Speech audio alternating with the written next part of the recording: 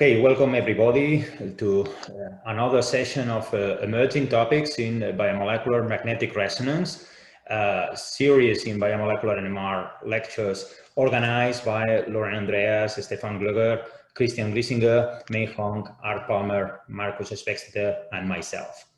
As you probably know, those series are also sponsored by Euromar and ICMRBS. I remind you that you should not tape the series because they will be taped for us and distributed using the ICMRBS mailing list.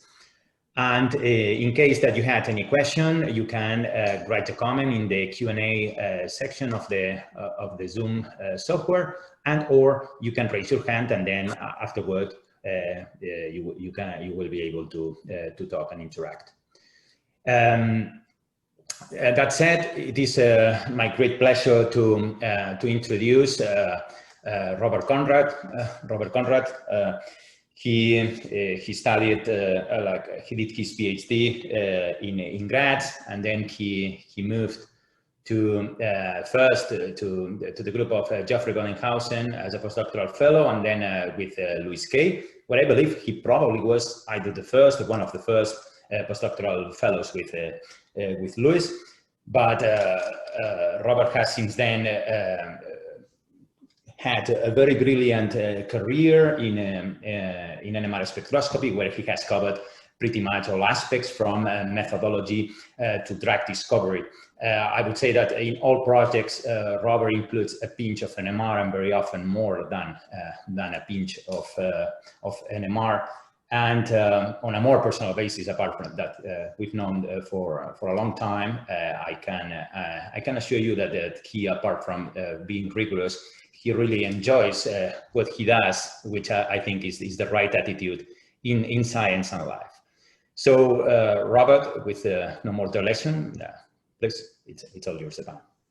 So thank you very much, Oscar, for this very kind introduction and your kind words, and also to the organizer, not just for the invitation, but also for putting up this initiative, because this is now in these days the only possibility to get in touch with each other and exchange ideas and results. So hopefully in the near future, we will meet again also in person to discuss. So as Oscar mentioned already, I really enjoy NMR a lot because of its versatility, diversity, and the possibility to come up with new ideas and put them into practice. So what we are trying to do in the lab is we go beyond structure. So we don't really determine protein structures, for example, but we rather focus on conformational ensembles, their dynamics. And recently we embarked on projects where we try to probe directly relevant interactions, in particular between proteins and ligands. But today I would rather like to talk about some of our recent results and techniques in the field of intrinsically disordered proteins. So a big thing in the lab, or a hallmark even in the lab, is to address druggability, or rather undruggability. And in my view, undruggable targets or undruggability can have two reasons. One is a technology failure. So where in principle you would have a decent amenable target, but for whatever reason, the chemical space you are using is not appropriate, and their fragment-based drug design and NMR played a pivotal role already.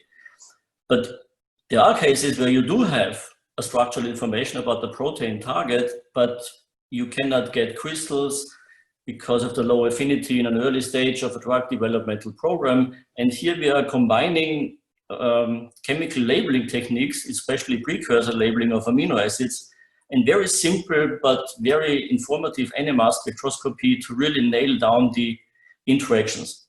The more interesting, or equally interesting, failure is a paradigm failure, where, for example, you don't have a globally folded rigid structure, an IDP, for example.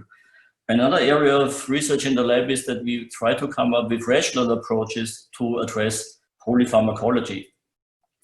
In many of the projects we are pursuing, a starting point is an analysis of the protein system just by primary sequence, and also the chemical structure information. And to this we have two computational tools. One is the so-called protein metastructure, where we just use the primary sequence to predict based on that a quantitative measure for the secondary structure and also for the compactness. So the secondary structure is defined as always in NMR positive for alpha helices, negative for beta strands, and the compactness gives you a quantitative number about the embeddedness of a residue. So this number is small if this residue is on the surface exposed to the solvent, and it's large if this residue is embedded in the interior. A similar network-based approach we have available for the small molecules, and this can now be very nicely used as a starting point in the project. For example, you would have a protein, you are interested to identify ligands. With these new tools, we can then look for similarities which are not obvious between proteins just based on the sequence, and also small molecules based on the two-dimensional chemical structure. But not only that we identify then a similar ligand, we can use this information to predict then also the binding site for this particular ligand and that protein. So then we have a second measure of similarity, not just the chemical similarity of the ligands, but also the predicted binding site overlap. And a very good analog for a starting ligand is then a ligand which shares both the chemical similarity and the predicted binding site profile. And we have used this recently also for IDPs like synuclein as one of the major targets in Parkinson's disease. And here the analysis revealed a surprising similarity to a protein called gastrotropin. And these are reported ligands for gastrotropin. So you can use then these starting ligands using this machinery to identify analogs. And then of course we can select the analog based on chemical availability, solubility, and other physical chemical properties. And at the end, we always use the NMR to verify our predictions. And it turned out even in animal models that this is quite a nice compound, and that has then also triggered the foundation of a new biotech startup. But for protein-protein interaction, we are using also these techniques to identify protein interaction epitopes, again, just based on the sequence. Because for us, a very important question is the identification of the epitope, and then to address the question whether this epitope is amenable to a medicinal chemistry program. So ideally, one would like to identify alpha helical epitopes. I mean, this is just an example. The nice thing with this algorithm is that you get not a blurry picture, but you really get distinct hotspots. And this is a system where my colleague in the department is working on, alpha-actinin. And here you can see, I mean, this is a largely alpha helical protein, and based on the structure, it's not easy to identify what are potential protein interaction sites. But this profile gives you very nice hotspots. And if we compare the prediction in yellow with the experimentally verified chemical crosslink sites, then you see it nicely surrounds that.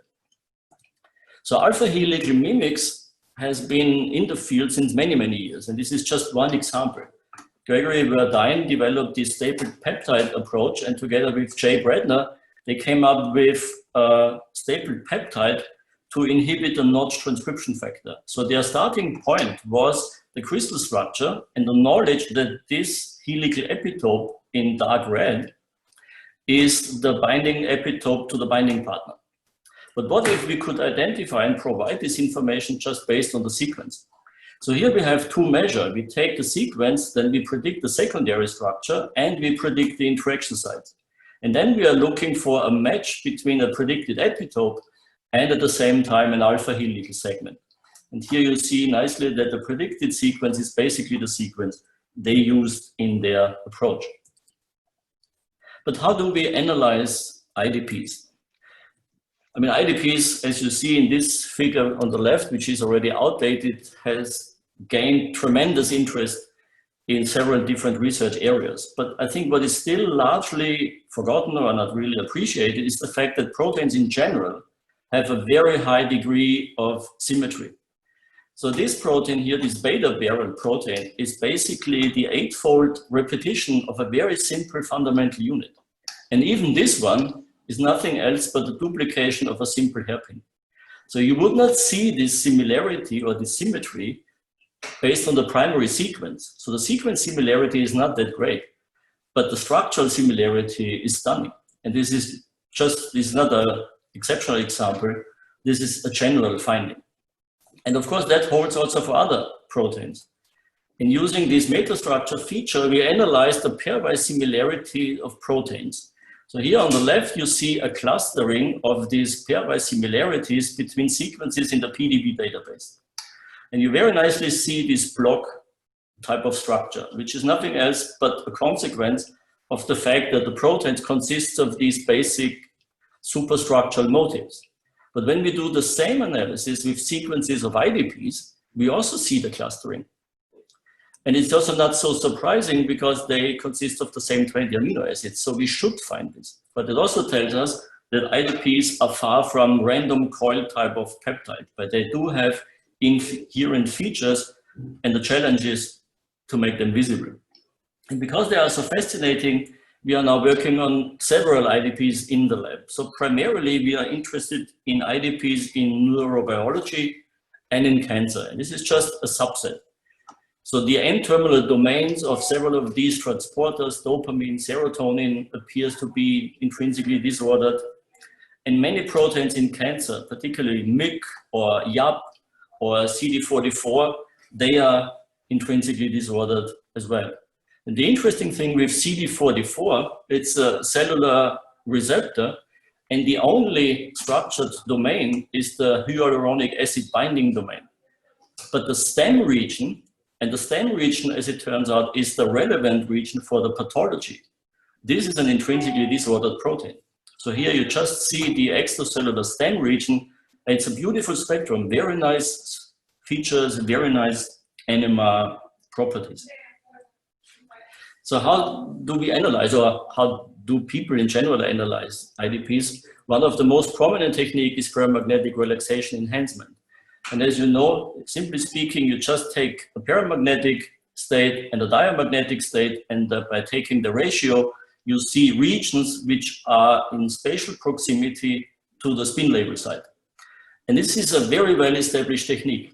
The problem is at the beginning of a project, because at the beginning, you don't know where to introduce the spin label, because you want to probe potentially compact substates, but you don't want to disturb these substates by introducing a spin label at a site which might interfere with the structural formation.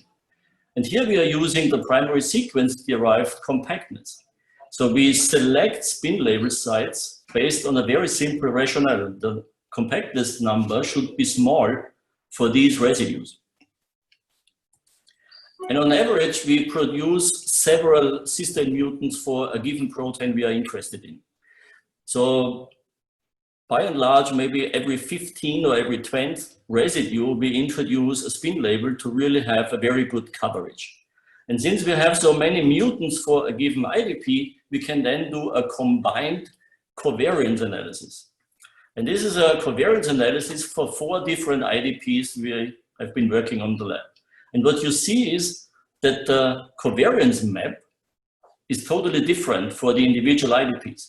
So you have IDPs like BAST1 on the upper left, where you have some correlated fluctuations in the N-terminus, but other than that, it's pretty uncorrelated. Then you have systems like osteopontin, where you have these 3 blocks, but then you have, interestingly enough, an anti-correlation between this element, this segment, and this segment, and similar with synuclein.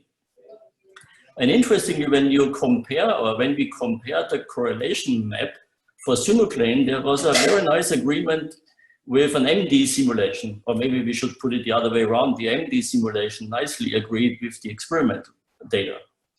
But you see that there are correlated segments, like here, and then you have some anti-correlated segment. So it's a very heterogeneous ensemble, and it depends on the IDP you are looking at. So we cannot argue that the IDPs are all alike. They have distinct features and they fluctuate very, very differently. Another source of information is relaxation interference we introduced some time ago, where we introduce 2 spin labels at the same time. So we are recording then 3 experiments, one with a single spin label at this position, and then a second experiment independently on this position, and then we have both. So in a case where we have an N-terminal compaction, the spin label would probe this compaction, but this orange spin label is too far away, so it would not pick up the structural compaction at this site. Similar here, where the red one does not probe this one, whereas the orange one does. In these two structures, or in these two conformations, since the distance between the electrons are so large, we would expect that for the double spin labeled case, we would see the additive sum. And if we subtract the rates of the double spin labeled minus the sum of the single ones, we should get 0. In a state like this, there is potential interference between these electrons and the spin, the nuclear spin we are looking at. And then we cannot assume that there is an additive sum. And if we measure this, and we have measured this for several IDPs, indeed we see a non-zero deviation. And the deviation can be positive or negative, and that gives us angular information. So when we then do a covariance analysis of the experimental data we obtained with this paramagnetic relaxation interference for the same protein, osteopontin, you see that the maps look very different. So the PRE-derived covariance map has these anti-correlation elements, but the PRI doesn't. So in the PRI, we see a uniform correlated fluctuation of the entire IDP, which is not surprising because this is exactly what we expect, because the PRI experiment picks up compact states. And in these compact states, as it looks, all the residues are fluctuating concertedly. And Andreas Bayer, a PhD student, has now implemented these constraints in an Explore environment to calculate structures of IDPs based on these PRE and PRIs. So what he showed for osteopontin is that 3 structures in the ensemble are enough to nicely reproduce all the PREs and all the PRI data. In a project some time ago with Roberta Piratelli and Isabella Felli, we were using carbon detection to probe prolines for the same protein osteopontin. And here we found that some of the prolines have a significantly enriched population of the cis conformation. And the interesting thing is that these residues, where we show this pronounced cis conformation, cluster around 125 and 185. And these are also the regions where we saw an increased relaxation rate, indicating that these are compact parts in the protein. And these proline motifs are next to aromatics. So the hypothesis is that these proline aromatic sequence motifs are sort of clamps and can act as a triggering signal or a triggering element for the structure formation. And when we mutated, or Borcher, the PhD student, mutated then 3 of these aromatics, then we saw even in the compacted segment a significant reduction in the relaxation time, and we also saw significant reduction of the PREs. So when we look more closely at these 3 structures Andreas identified, then we can nicely compare this with the correlation plot. So in the sequence, we have 4 electrostatic patches. So we have a negative patch followed by a positive one, a negative one, and another positive one. And when we look at the 3 structures, there seems to be a pattern that the first negative can be in close proximity to the second positive motif, or the second positive motif can be in close proximity to the second negative one. But these 2 structures are exclusive, either one or the other. And we think that this either one or the other is the reason why we see here this anti-correlated fluctuation. Because if one is in close proximity to the core, the other one can't. And the globally compacted one, interestingly enough, fulfills all the electrostatic matching. So here we see, as I think, a nice correlation between the structures we finally obtained and also the correlation map, how these ensemble fluctuates. And finally, I would like to show you some examples of IDP protein complexes we are working on, where we are using these techniques to get more information about the binding mode. Sorry for the typo in synuclein, I just saw. So one system we are working is this BRCA1, a more than 1800 residue long protein where the entire central region, from this ring domain around 100 to the BRCT domain around 64 is intrinsically disordered. And that has been shown by Cheryl Aerosmith's group some time ago. But the interesting finding is that in particular in this part, there are most of the protein interaction sites to key proteins of transcription and DNA repair control. So here we are using again these sequence prediction tools. So we use this sequence, we are working on this sequence motif because that houses the MYC binding site. And MYC is this oncogenic transcription factor. So when we do the prediction, then we can predict that in the region between 370 and 425, there is a significant epitope. And then we just cut out this little peptide, and then we mix it with homodimeric MAX, which is similar to MYC MAX.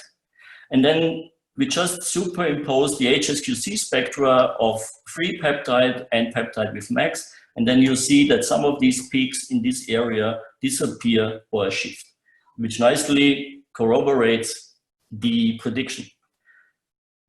But since we have this metastructure information available based on the sequence, we can do sequence alignments, but in a new way. We don't do sequence alignments with blow zoom matrices, with BLAST type of approaches, but we use the metastructure parameters.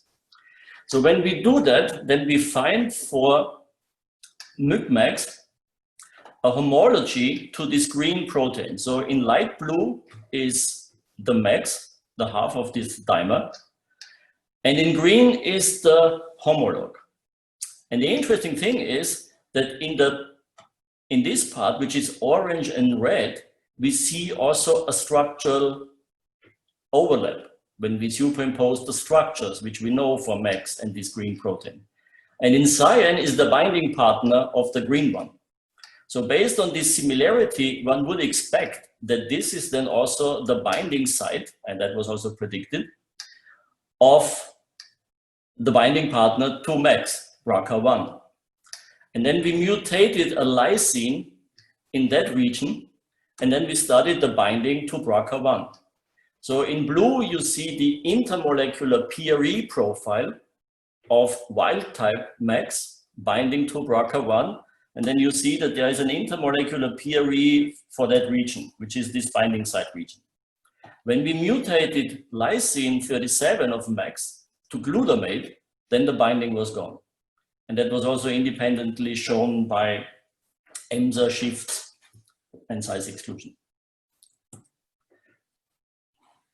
In a recent paper, another PhD student, Mate Somle, combined fluorine NMR with paramagnetic relaxation enhancement techniques. And here we were interested in the structural dynamics in a protein complex. So here we have in yellow the MYC protein, which has a covalent fluorine containing tag.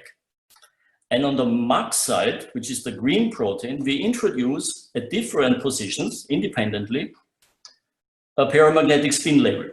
And then we measure an intermolecular PRE from one of these spin-labeled cysteines on MAX onto the fluorine signal, which is located on the MYC side.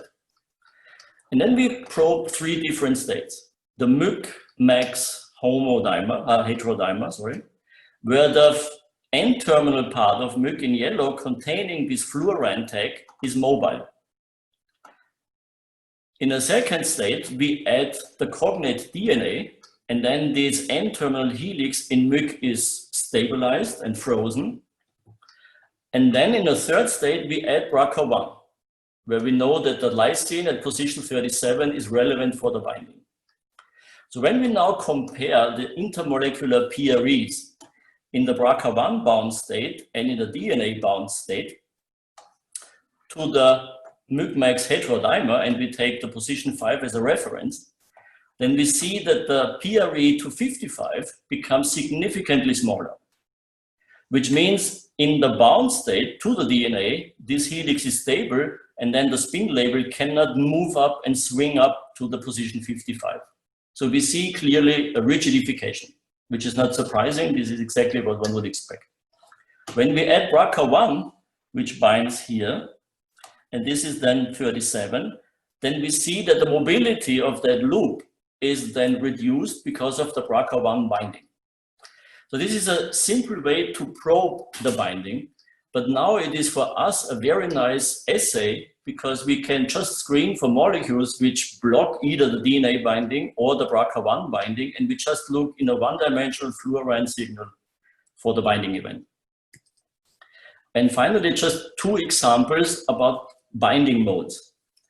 So this protein osteopontin I mentioned is a member of the extracellular matrix, and it binds to proteoglycans, primarily heparan sulfate. And it also binds to two receptors, integrin and CD44. And in this study, we were interested in the binding of osteopontin to heparin as a mimic for heparan sulfate and how that affects the conformational ensemble of osteopontin. So in the first experiment, we mapped the binding site by classical techniques. And then we did the PRE and the PRI analysis for the apostate of osteopontin and when it's bound to heparin. And the interesting thing is that in the apostate, you have this globally compacted state where you have correlations over the entire backbone.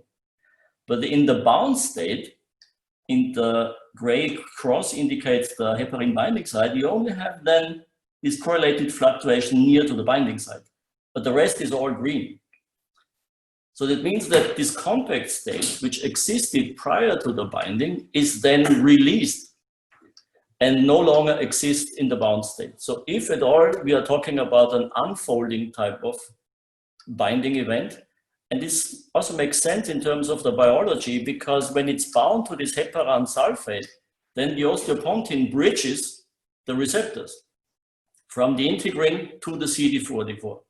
So we believe that this bridging, which is the result of this unfolding event, is key for the co-recruitment and co-localization of these two receptors. Because if they are co-localized, the downstream signal will be different, and that's what we are now starting to analyze. And the second example, alpha-synuclein.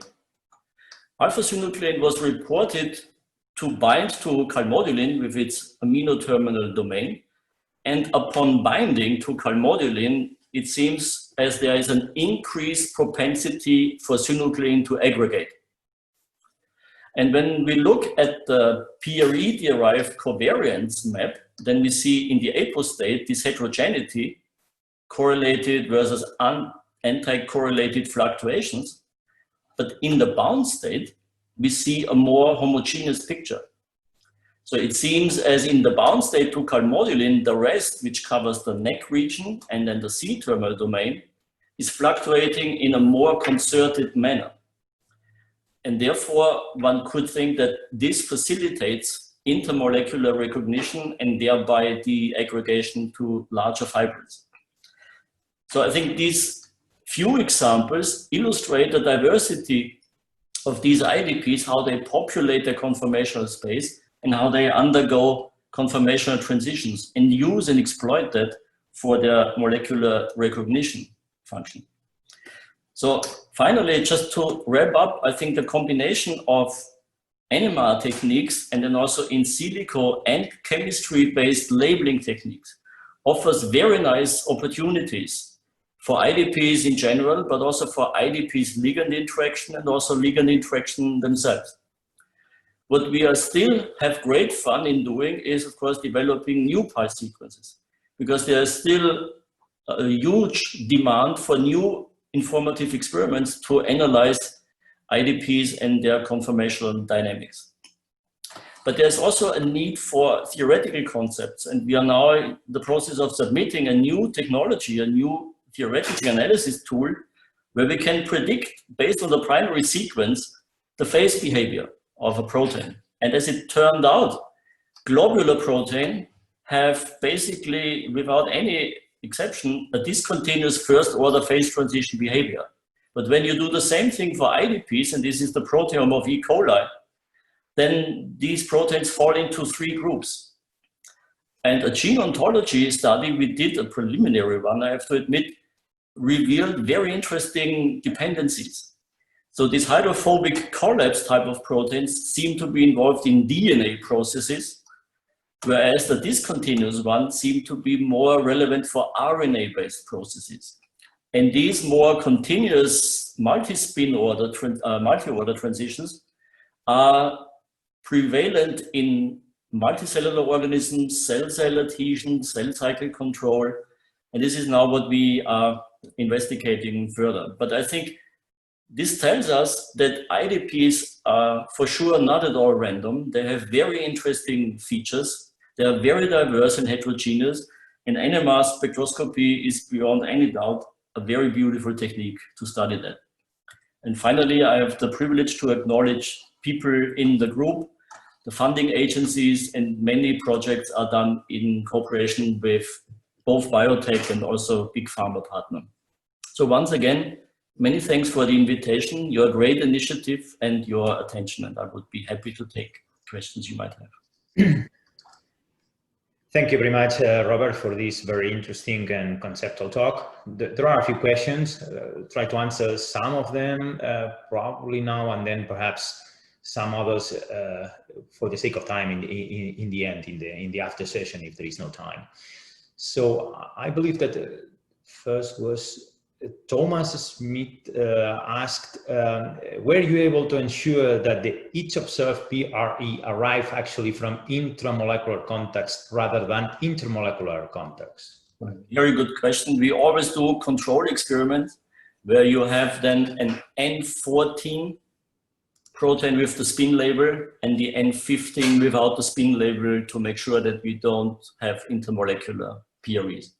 Okay. Some IDPs you do see intermolecular ones, in others there is none. So it really depends on the system. You cannot rely from the beginning that there are none. You always have to check. Okay. Right, so you would do concentration, I guess concentration dependent experiments would also work, right? Well, that's not. Another question, do you view the compact states as transiently folded, well-defined structures on a sub-microsecond timescale, or as more fuzzy, transiently compact, molten globule type structures? Actually, we believe that this is a fourth state. Mm-hmm.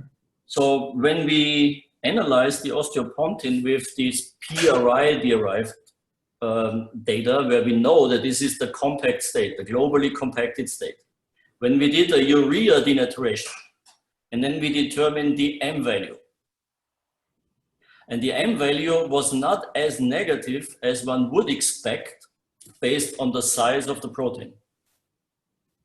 And that means that also in the compact state, urea can bind to the backbone.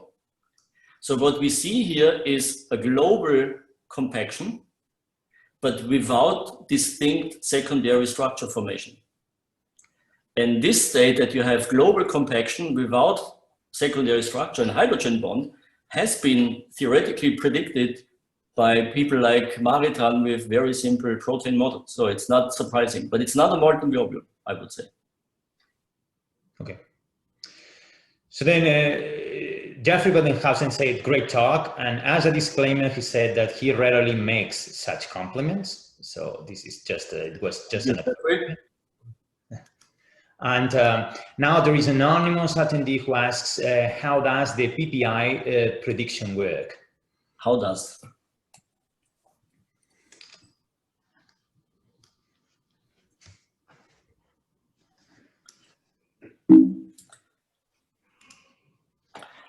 I mean, based on the sequence, the program predicts these profiles, and these are quantitative numbers. So it's the information outcome is not helix, sheet, extended coil, but really numbers.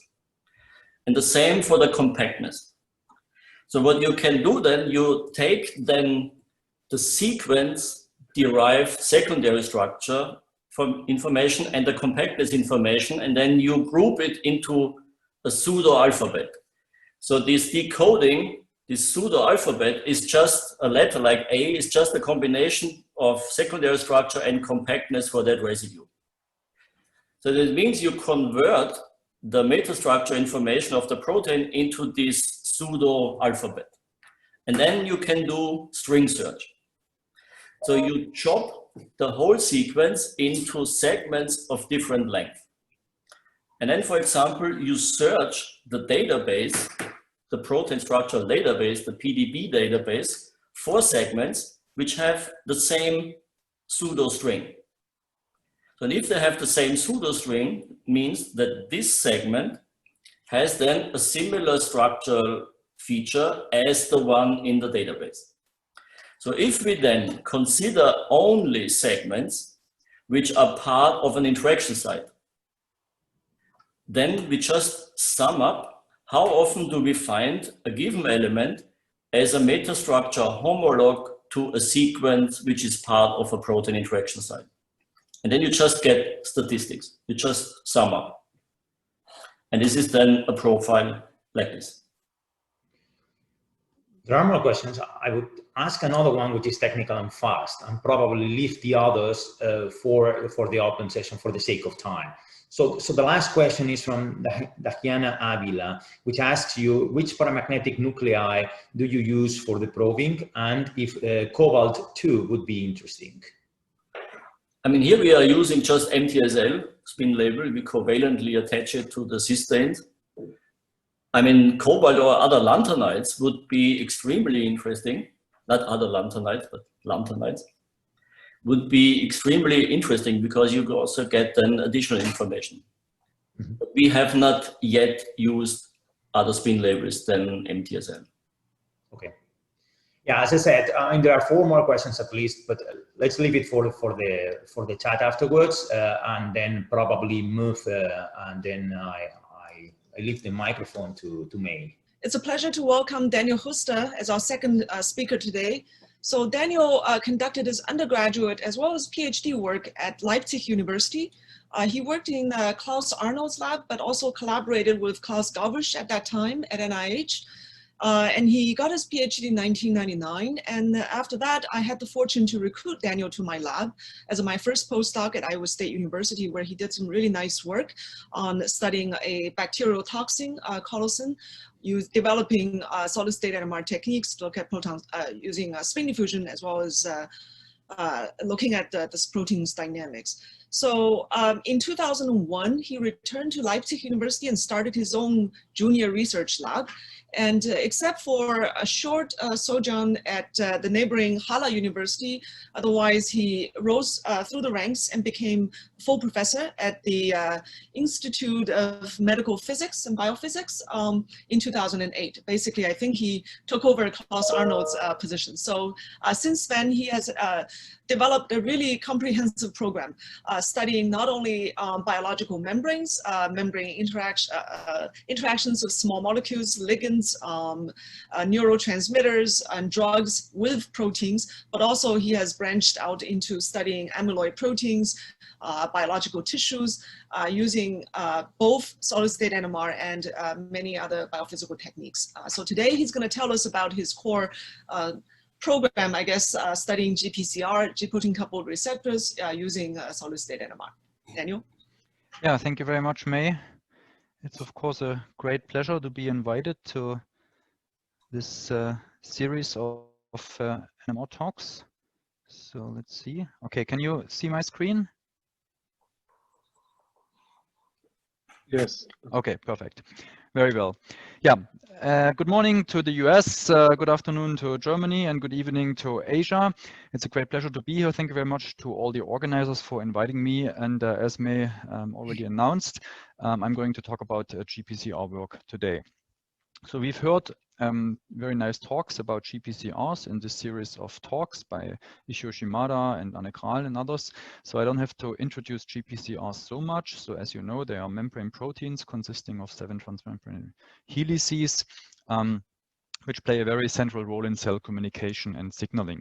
We have about 800 of those in the human genome, and they are pharmacologically very important, as about half of our current drugs target these molecules. So in my view, these molecules are very interesting because they convert signal from a ligand. This could be a small molecule as well as a large protein. Ligand binding then induces some dynamical alterations of the structure, which then finally makes room for G protein binding, and that starts the cellular response. So those GPCRs are truly interdisciplinary molecules, as they convert a chemical signal into a series of physical interactions which take place by dynamic modifications, and finally we have a biological response into the cell.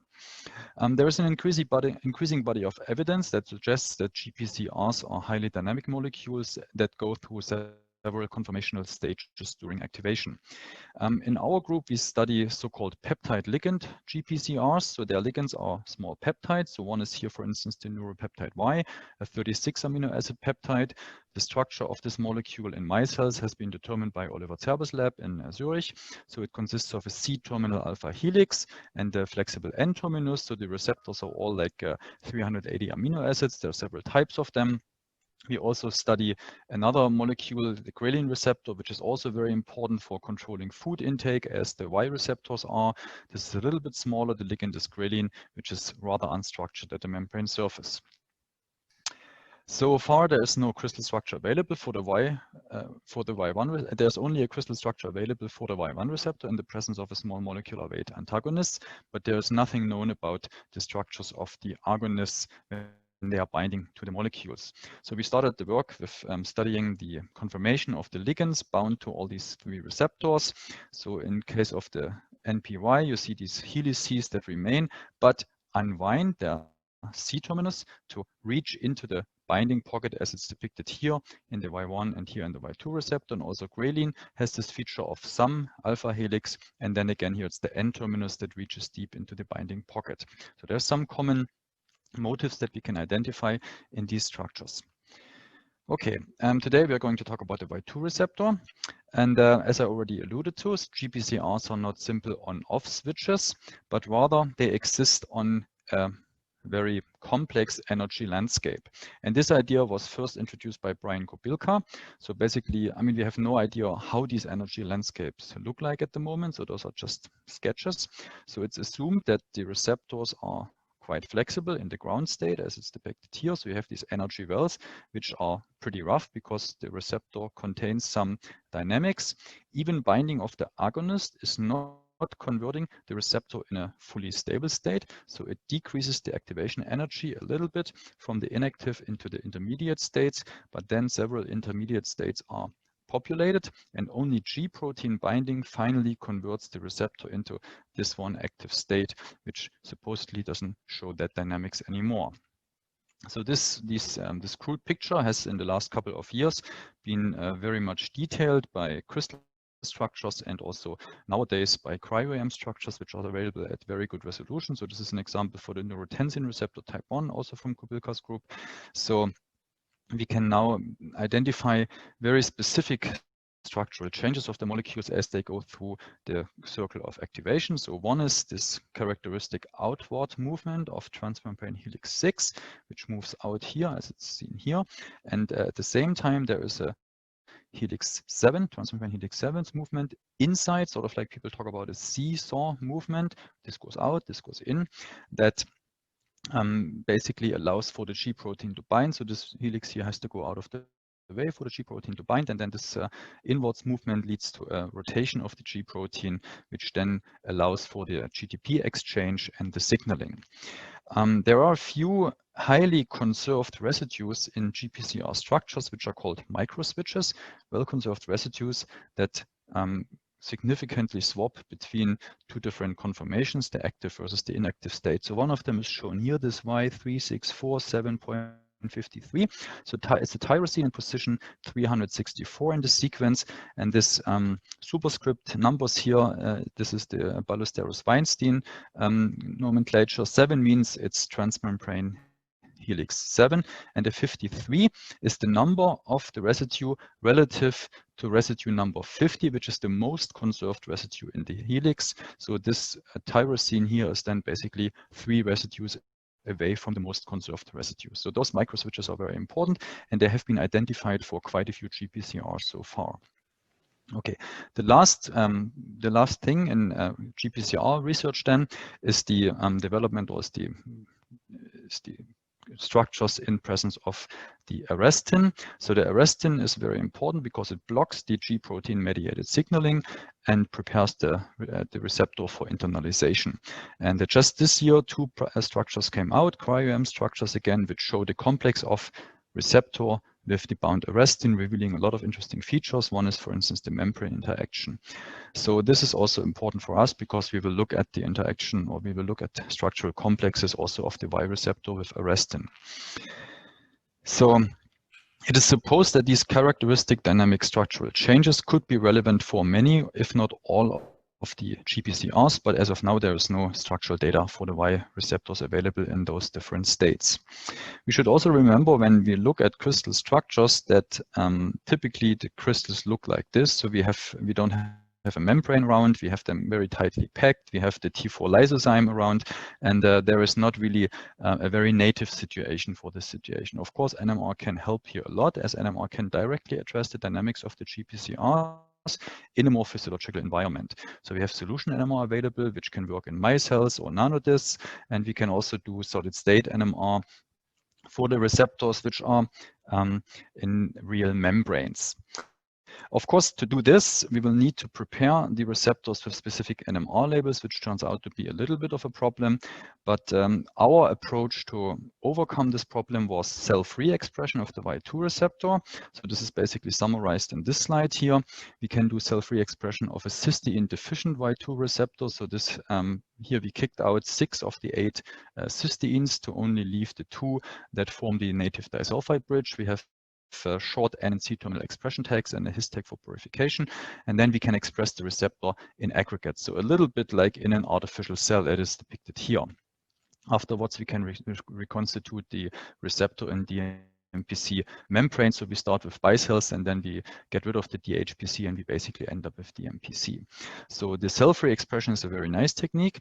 So it contains 2 compartments. One is the reaction mix, which basically has the E. coli extract, which is deprived of all the machinery that would metabolize amino acids that you add. It has like several additions to it. And we have an open system. So we have the feeding mix from the outside, which we can, of course, enrich in, for instance, carbon-13 and 15 labeled amino acids for the production of labeled amino acids. So we have this the semi-permeable membrane that separates the 2 compartments.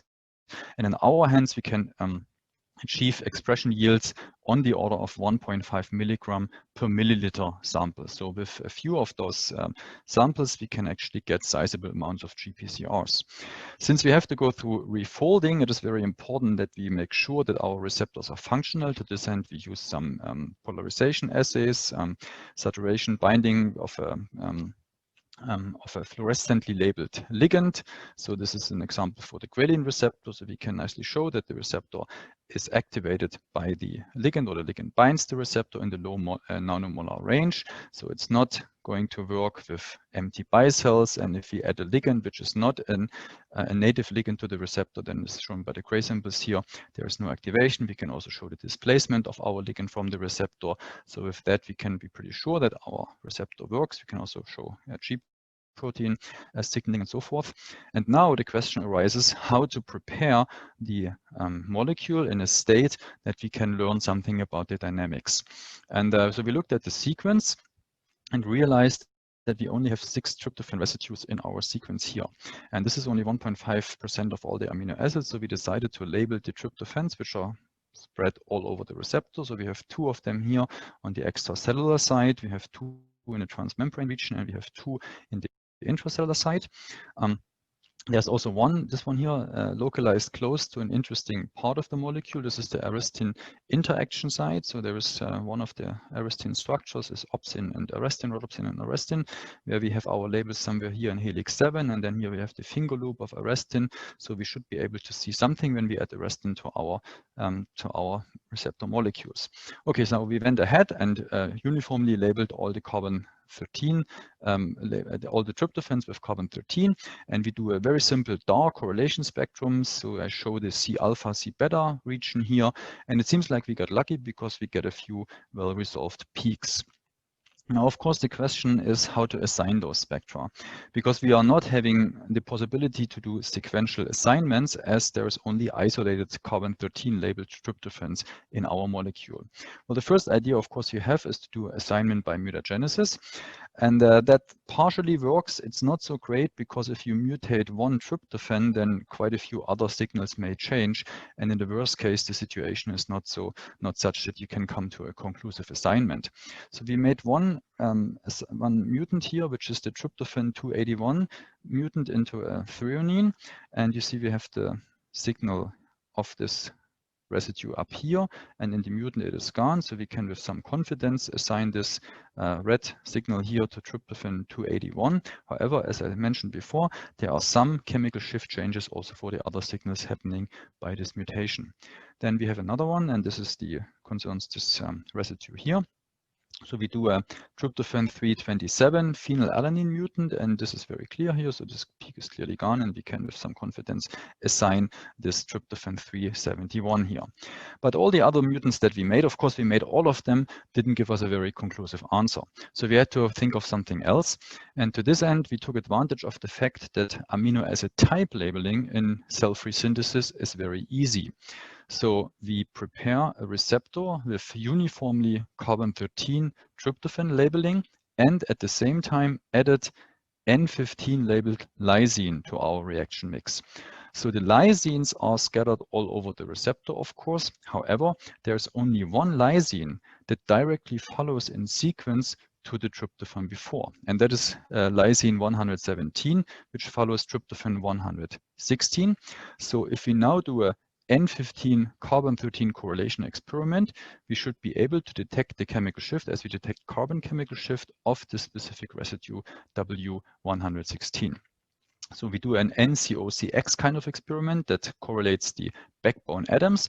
And since this is a very low sensitive experiment, we had to do this with DNP and got the help from Clemens Laubitz and his group in Frankfurt. And this way you could assign the tryptophan 116, do the same trick. Again, carbon-13 labeled of all the tryptophans, glycine labeling N15, scattered all over the place. However, only one situation where a glycine follows directly to a tryptophan. So this is tryptophan 173, followed by glycine 174, allows us to pick up the chemical shift of the lysine 173, which we can assign. We do the same for tryptophan and proline. Again, only one combination of the two gives us tryptophan 207. We can do the same with all the serines, gives us tryptophan 243. We can do it with leucine, gives us leucine, the chemical shift for leucine 281. And finally, methionine labeling gives us the chemical shift of the tryptophan 327. So this is quite nice, and we of course got lucky that all the tryptophans are followed by individual amino acids. So therefore we could do all the assignments. Those are the DNP spectra. Of course, they are a little bit broader than what we normally see, but still there is a certain sequence of chemical shifts, and we can take this from the DNP experiment to our 2D NMR experiment. And this in addition with the mutation data that we have, we are pretty confident that we have figured out the assignments quite correct. So with that information now, we can look at the activation cycle of the receptor. So we compare three states of the receptor. There is the apo state right here. There is the ligand-bound state, the agonist-bound state, and you see we have quite some significant chemical shift changes, especially this one here, and then also here. The exchange broadened spectra sort of like separate into two individual peaks. And finally, we add the arrestin to it. And the arrestin now, interestingly, converts the structural heterogeneity for at least 5 of the tryptophans into single NMR peaks that we can see very well. So we have the situation where we have the receptor in dynamic conformational exchange in the ligand-bound state, and then a rather stable conformational state when the arrestin is bound, with the exception of this tryptophan 327 here. Okay, and now we go through the individual sites. So the first one is the tryptophan 281. This is a very important tryptophan residue. It's called the toggle switch of GPCR activation. So in all the dynamic experiments that have been done so far, this tryptophan 281, or the 648, has been identified as a very important residue because it reports on the outward movement of transmembrane helix 6 in the GPCRs, and as you see here, we have a tremendous structural change indicated by this chemical shift change here of tryptophan 281 upon activation of the receptor. So we have, this is the model, so we don't have a structure of the Y2 receptor, as I said, but we have a model of the complex of agonist and receptor. And you see there is the tyrosine 36, which is the most C-terminal residue of NPY, the ligand, which comes in close proximity to our tryptophan 281 here. And due to the ring current effect, we can observe this tremendous chemical shift change here. Okay, so this is tryptophan 281, the toggle switch of activation. And then we look at tryptophan 207, which is here exchange broadened, but then in the presence of the ligand, we see two distinct conformations, which then sort of like collapse into just one peak as we add the arrestin. So again, we have the models of the APO state and the NPY bound state. And you see in the APO state, this tryptophan sidechain, the indole sidechain here is sort of like flipped in a little bit versus in the NPY bound state, it's a little bit flipped out. So one could assume that the two conformations we see here could be the two that we have modeled here. And they should also say that this tryptophan 207 at the extracellular site of the receptor is an important amino acid to keep the ligand in the 45 bond angle with respect to the membrane normal. Okay, then and this conformational flexibility is pretty much abrogated when the arrestin then binds. So we have this interesting residue here, tryptophan 327. Which again is exchange broadened in the APO state. We have two distinct sites in the NPY bound state, and we have this remaining structural heterogeneity in the arrestin bound state. So this is the only residue that shows this remaining heterogeneity. So this is this residue here, which I showed you before, was close to this arrestin binding site. So here we have the we have an NPXXY motif of the receptor. This is one of those important microswitches. So you have the NPXXY. So this is this part here. And in the structure of rhodopsin with arrestin, these three residues have been identified to highly interact with arrestin. And see if I do the sequence alignment, then the tryptophan here also is very close to these interaction sites. So we believe that what you pick up here is the interaction with the arrestin in helix 7. Okay, and then we have two residues that don't really change a lot. This is tryptophan 173. So although this is highly conserved, as you see, this is 450. So this is the most conserved residue in helix 4.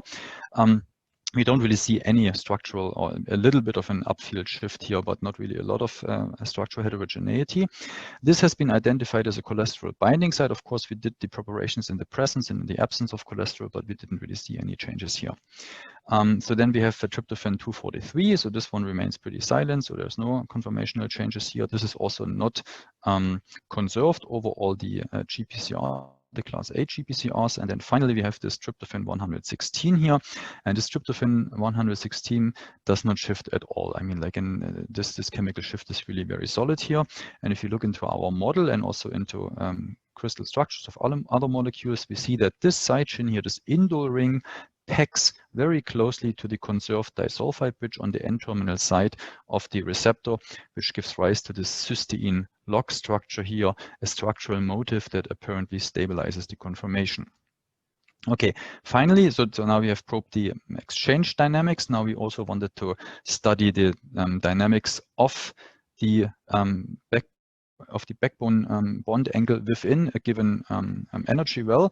And to this end, we do my favorite experiments, which I first learned when I was in Mei Hong's lab, dipshift experiment that allows us to measure site-specific order parameters through measuring of motionally average dipolar couplings. So everything is rigid if the order parameter is 1, and we have isotropic mobility if the order parameter is 0.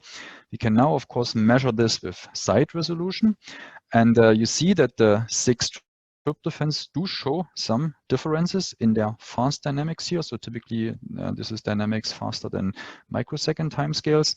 But the 3 states of the receptor, the APO, the NPY bound state, and the arrestin bound state, are with an experimental error relatively similar. However, I would still like to mention that our motionally amplitudes of the backbone, it's the backbone, not the side chain, right? So the backbone side of the Y2 receptor is relatively large, between 25 and 35 degrees in the protein backbone. Okay, so with that, I'm at the end.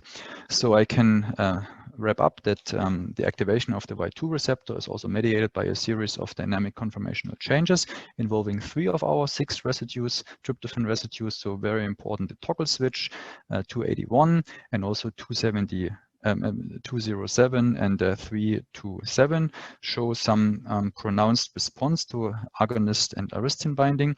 We can probe the slow dynamics by exchange broadening or picking up the individual states, reflecting conformational transitions in the receptor, and we can also look at the faster dynamics studied by dipstick experiment to probe conformational flexibility in the individual energy wells. So this is depicted here on this cartoon. So this is the APO state. So we have the warmer colors indicate conformational flexibility. The conformational flexibility even increases in the presence of the ligand, but then in the arrestin-bound state, really blue is the dominating color. There's only some remaining conformational exchange for this residue, but for the most part, this receptor has found its final conformation. Okay, so with that, I'm at the end. So I hope that we could shed some light on what's going on during activation of the Y receptor, looking at our tryptophans. So this work just got accepted for Angewandte Chemie. So if you want to read about it, here's the DOI. And with that, I'd like to thank especially Ulrike Krug from my lab, who has done most of the work, and she's really done a tremendous job. And it was really a very great collaboration with her. There's also some other people from my lab who contributed. I'd like to mention the collaboration with Annette Beck-Sickinger from biochemistry here. Seva Girovic from Vanderbilt gave us the arrestin, and very important also was the collaboration with Clemens Glaubitz and Jutta Becker-Baldus for the DNP, and Frank Bernhard helped us to set up the self expression. And with that, I'm done, and thank you very much for your kind attention. Thank you, Daniel, for a very interesting talk and also for keeping on time. So there are 7 questions. I'll just go through. First question is, how did you decide the conditions to fold the receptors? Yeah, that's a good question. I mean, it took us many years to figure that out. So we started actually with E. coli inclusion bodies. And the problem really is that those inclusion bodies first consist of very many proteins, many different proteins. So you have to run the FPLC several times. And the other thing is that you can only use SDS to sort of like dissolve the inclusion bodies. And so you slowly go from SDS then back into less denaturing environment. So in our case, this is bicels. You have to form the disulfide bridge by doing redox shuffling. And and then finally come to if the reconstituted system, come to the native structure. But that has been many years of hard work from the postdocs and the graduate students. Of course, once we established the cell-free system, it was very easy because we could basically apply the same protocols that we had developed for the E. coli inclusion body refolding now for those aggregates that we get in the cell-free expression. Okay, good. Here's a question from Paul Shander. So very nice talk, but the technical question is about your assignment. The DNP line width is pretty large. Yeah. And so how do you know, and it's not so necessarily trivial to know the order of the peaks along the carbon-13 axis. Yeah. And then as well, in addition, your GPCR has lots of dynamics. The populations may be shifted when cooling to 100 Kelvin. So how does this Absolutely, yeah. Well, this is a very valid point, as you see here. I mean, basically it is a combination of things. I mean, we do see the DNP. We try to measure the chemical shifts here. We also have the mutagenesis data, and the combination of the two gives us the sequence of the chemical shifts. But it's. I mean, of course, we would like to do the mutation to work, or we would like the mutation to work for all our mutants, but unfortunately, this didn't take place. So this is the best we could do at the moment. But I agree that this is this may give room for some discussion. Mm-hmm. Okay, all right. Next question from anonymous attendee. Very interesting talk. Curious about some details for feasibility. Are you using a thermal stabilized mutant at the GPCR? Are the experiments done at low temperature or ambient temperature? I think there is. How much protein do you have, and what's the rough experimental time? Okay, so we typically have about 6 milligrams of receptor, which, so the DAR experiments, they run like a day or 2 days or something like that. We do this at 700 megahertz. What other conditions? So the DAR we do at minus 30 degrees centigrade. The dip shift we did at 5 degrees centigrade, and we have done DMPC membranes. I guess that, was there another one left? Thermal stabilized mutants. Oh, okay. No, it's not thermostabilized. So well, we kicked out the cysteines, 6 of the 8 cysteines. We only left the 2 cysteines which form the disulfide bridge, because in refolding, when we apply redox shuffling, you have, of course, if you have many cysteines, then there's many ways of forming wrong disulfide bridges. So we wanted to avoid this situation. That's why we kicked out the cysteines. But there's no thermostabilization. And the other thing is that we have a his tag and expression tags on the N and C termini, but no other modifications. Okay, all right. So Fred Damberger asked, have you tried calculating ring current shifts for models with different Y2 activation states? All right. No, we have not. No. Yeah, are there potentially different secondary structures contributing to these C alpha C beta shifts? Yeah, possibly, but I mean, since we only look at the tryptophans, I mean, it would be nice to have more sequence coverage with our NMR labeling, which we are trying to do. But the problem is, of course, that we have so many, whatever leucines, valines, or something, that it becomes very difficult to assign those spectra then. Mm-hmm. Okay, so Madeline Sutherland asks, can you uniformly label C13 and 15 in cell-free expression? And either way, how do you keep the cost of reagents from exploding?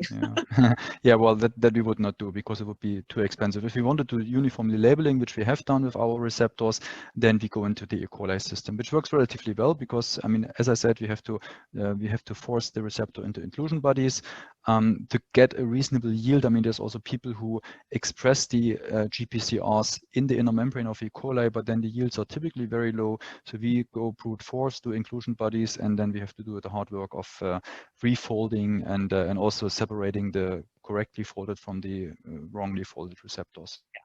Okay. Anonymous attendee asks, how do you choose to follow tryptophan?